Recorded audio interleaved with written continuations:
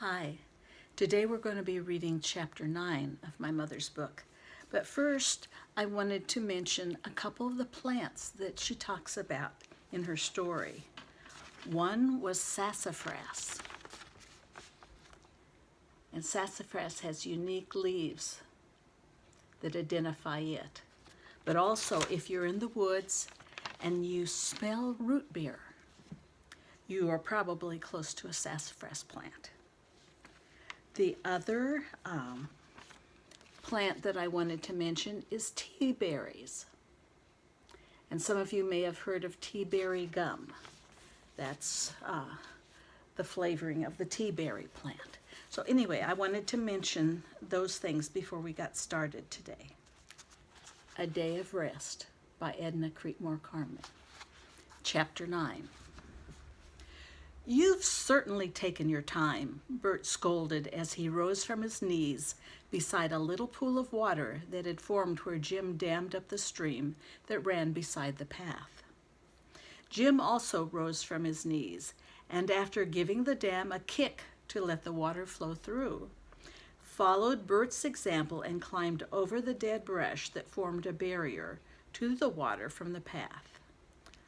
"I had to close the gate," Susan said with dignity, ignoring the interval of deliberate waiting. "Close the gate? Oh no!" Bert seemingly crumpled up with the news. "Those cows can't get water and they can't go home. I'll have to go back and open the gate." "Wait here," Bert suggested to Jim and Susan before starting to climb back up the hill toward the gate. "Oh well," Bert stopped before he had gone but a few feet and turned around. "I can always come back after we get Susan home. I don't suppose the cows will need any water before then." In 2 long strides, Bert came down the hill and jumped the log bridge that spanned the little stream. "Bert, I want a drink." Susan gazed longingly at the clear, sparkling water of the stream that fed the little pool. "You can't drink that water. It has germs," Bert said pontifically before adding the clincher. "Dad says so." "But I'm thirsty." A slight whimper crept into Susan's voice. The water looked so cool and inviting, rippling over the moss-covered stones. Bert studied his sister. Her face was flushed, her eyes were dull. There was no doubt that she was hot. But he wouldn't dare disobey his dad by giving Susan water from that stream. Their dad had even piled that brush along the path so even the cows couldn't get to the water. Jim agreed with Bert. Susan should not have any of that water. She might get sick. "Ma says this stream comes from behind the Willets' house," Jim added, "and they're just poor white trash. They're dirty and filthy and have all kinds of germs." "Maybe if she had something to chew, she wouldn't feel so bad," Jim suggested to Bert. Bert looked speculatively at the sassafras bushes that grew along the path. "No," he shook his head in argument with himself, "that won't do." Then he nodded. "Yes, I know just the thing." Forcing his way through the sassafras, he began raking the dried leaves on the forest floor with his hands. At the base of a tall oak tree, he went down on his knees. "That's just the thing," Jim agreed as Bert unearthed a small dark green plant. Susan watched as Bert scratched in the dirt beneath the tree. Beyond the oak, Susan could see more and more trees until a dogwood hid the depth of the forest. Susan shivered and moved into a spot of sunlight that filtered through the canopy of leaves. It wasn't the cool, moist air of the forest that made Susan shiver. It was the forest beyond the dogwood trees. In the dense growth of trees, there was no sunlight, only a deep shadow. Susan suddenly remembered that it was from the black depths of the forest that the howl of the wildcat came in the early evening. Susan wasn't actually afraid with Bert and Jim along, but she wouldn't want to be out in the forest alone. Bert clutched several small plants with waxy leaves in his hands as he pushed himself back through the underbrush to gain the path.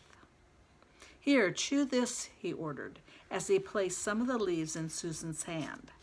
He handed a bunch of leaves to Jim before he crammed the rest in his own mouth. "What is it?" Susan questioned doubtfully.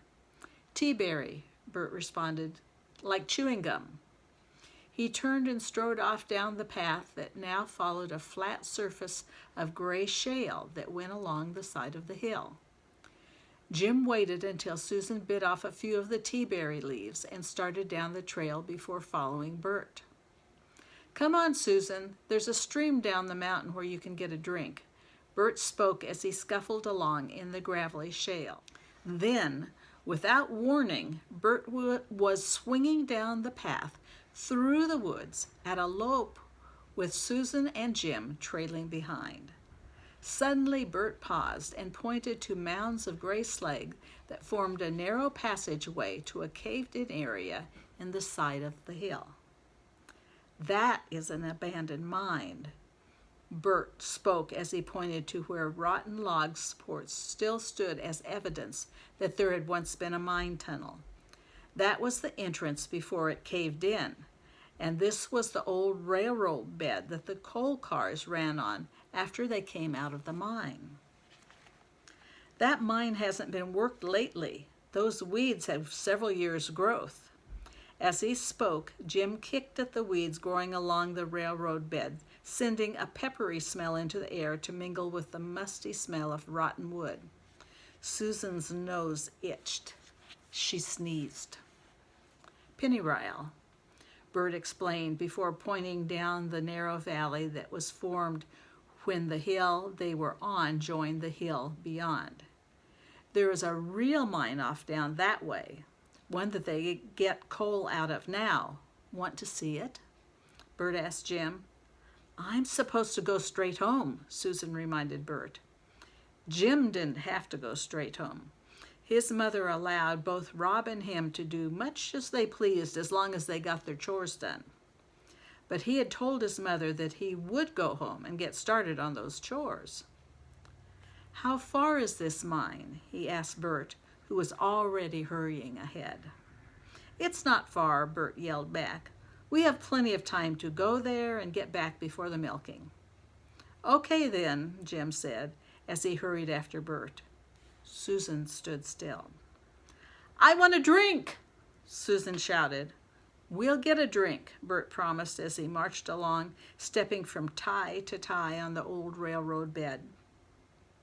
The branches of the trees growing on the hillside below the road reached up over the railroad bed where the three were walking and formed a tunnel filled with dark shadows. Susan reluctantly followed the two boys. As the three walked through the shadowy tunnel that wound around the side of the steep hill, the forest was silent except for the crunching of the wooden ties or the occasional scratching sound of the shale as Susan missed a tie and stepped on the shale. Somewhere over the mountain a crow, its raucous caw mellowed by distance, called to a companion. It was answered by a crow at an even greater distance from the three walking in the forest. In the forest, there was no sound. "Why is it so silent?" Susan asked suddenly. "The forest animals are afraid, but they are still there, just waiting silently for us to go on," Jim replied. Susan looked around at the empty forest. She did not like the idea that something was waiting silently, staring at her. "What's out there hiding?" "Squirrels," Bert answered quickly. "Yes, I saw a squirrel back there," Susan relaxed. She wasn't afraid of squirrels, silent or noisy. "Then there are rabbits and possums," Jim added. "However, the possums come out at night mostly, as do the owls and the wildcats." Susan shivered. She didn't want to see any wildcats.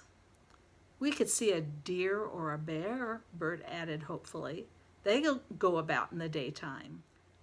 Jim shook his head. "Bears have been gone from these mountains for years. We might see the back of a deer as it runs away, but I doubt it. We are making too much noise to surprise a deer." Susan stopped and stared closely at the trees and bushes, looking for the silent watchers. Into the quietness came a sound, a low rumble. A bear? Growling? "What's that?" Susan questioned anxiously, looking around at the forest and then upwards towards the top of the hill. The rumble grew louder, more like thunder than an animal. "What's what?"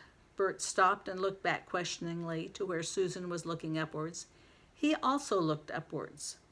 The side of the hill and the trees blocked their view of the sky in the direction from which the sound came. Through the trees in the other direction, they could see that the sky was clear blue, not a cloud of any kind. And I think I'll stop it now and we'll go on in a second.